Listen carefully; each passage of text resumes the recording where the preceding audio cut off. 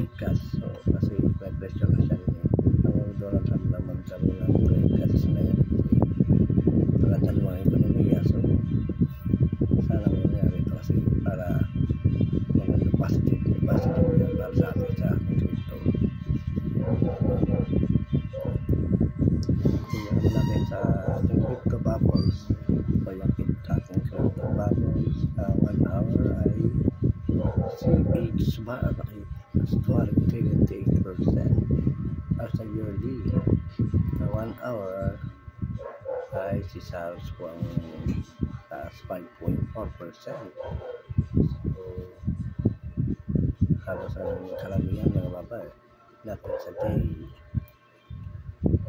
Ang talas lang dito sa BSC Ton 4.8% at sa karamihan ay kulay pula nagpupulahan ng mga kwento natin ngayon. So si Bitcoin ngayon ay yung price is $113,832. Yan yung ay $3,519. Kapito 498. So lana is 164.09. So nagbaba talaga sa nagbaba ng mga presyo. Tingnan naman natin sa weekly. Sa weekly naman ang muna dito ay si HEX plus 39.6%. So sunod naman ay si PMX na 28.8%. So at si HJX ay 19.1%. So taas to. Pero karamihan na weekly ay kulay-kulay. Kaya sabi ko tingnan natin sa monthly. So maganda yung monthly ng kalaan sa CA na 107%, CSF ay 142%. So si Pingo ay 128% sa monthly. So iba naman 0.77%.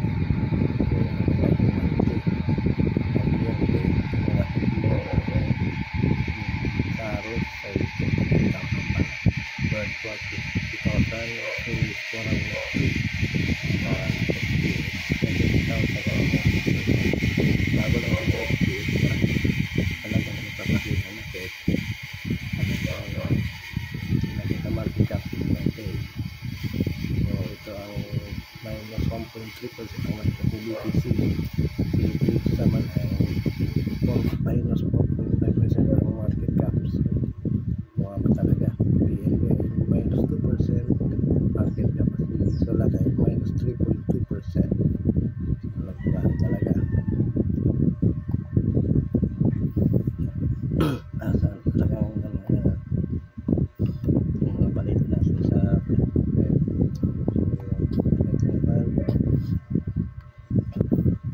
Coindex at 116 years jump swings as bets plus 75%. So kailangan talaga ng rate cuts para lumipad yung mga crypto.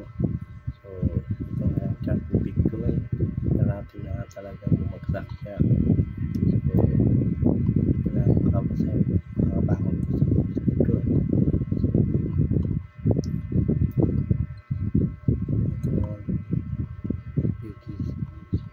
Price analysis ay squeeze.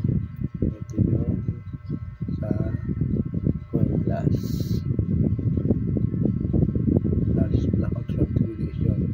They will close sa $120,000. So ito yung BTC order liquidity bitmap source. Bitfinex naman itong charge na nagpapita. May nag-post naman dito ay dalawang charge. So magbabaan talaga lang.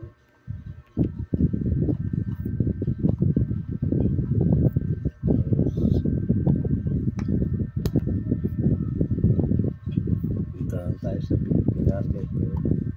Yung stock market loses $1.11 trillion sa Amerika factor. Ng 6 trillion US stock market loses $1.11 trillion. So grabe ito what you do Nvidia, Google, Microsoft, Amazon, Meta, hapon at buwan talaga siya. So ito ay 7 AM 146.93 million divided in 24 hours.